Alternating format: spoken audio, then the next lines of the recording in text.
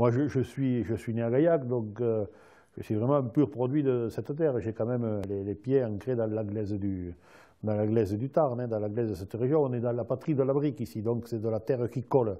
Et on a du mal on dit que la terre est amoureuse, donc on a du mal à s'en débarrasser. Oui, on ne revient pas ici dans une exploitation viticole si on n'a pas du tout de racines dans ce domaine. Donc, quand même les ancêtres qui parlent derrière. Sur ce domaine, on cultive uniquement des cépages gaillacois. Syrah, Duras, Brocol sont la base de l'encépagement en rouge. En blanc, nous travaillons avec le Mosaque, le Loin de l'Œil et la Muscadelle, qui sont là aussi trois cépages typiquement gaillacois. Et avec ça, on a une richesse à Gaillac qui fait qu'on peut faire des vins adaptés à tous les goûts quasiment. Un Gaillac, c'est le compagnon de tout votre repas, parce que vous trouverez toujours un vin qui va avec le mets que vous avez.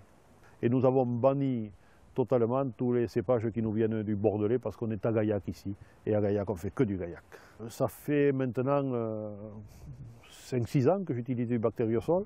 Ce n'est pas un engrais, ce sont des bactéries. On nourrit la terre avec des bactéries pour lui donner la possibilité de faire elle-même l'humus. Vous voyez, ici l'an dernier, il y avait autant de sarments qu'à côté, là, sur le sol.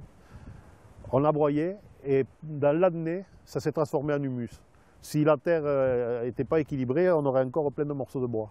Là, il n'y a rien. Ce qui veut dire que grâce au bactériosol, l'humus a absorbé toute la matière organique qu'on a laissée sur place.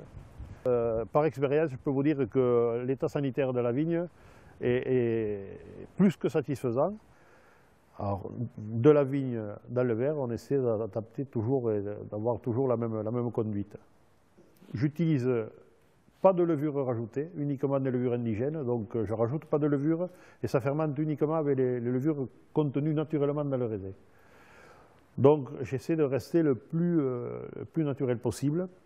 De la même façon, je n'utilise pas de bois, je ne garde pas, je n'élève pas mon vin dans des fûts. Pourquoi? Parce que la plupart du temps, dans 80% des cas, j'estime que ça modifie le goût du vin. Moi, je veux rester sur le goût naturel du vin.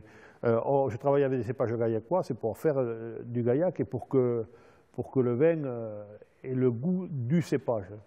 Alors, on a des cépages qui sont parfois un peu durs, hein. Un Brocol ou un Duras, des fois, c'est des vins qui sont très tanniques et très rudes,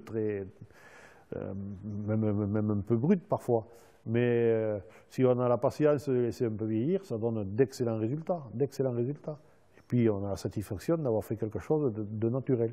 Ça donne un résultat qui est le vin et qui est l'identité de la région et du lieu sur lequel il est né. Je vais vous présenter la cuvée Auguste, Gaillac Rouge 2007. Cette cuvée Auguste est élaborée avec les trois cépages principaux du rouge à Gaillac, de la Syrah, du Duras et du Brocol. Il est indispensable de le décanter. Il a une robe très sombre, ce qui déjà laisse présager un vin assez concentré.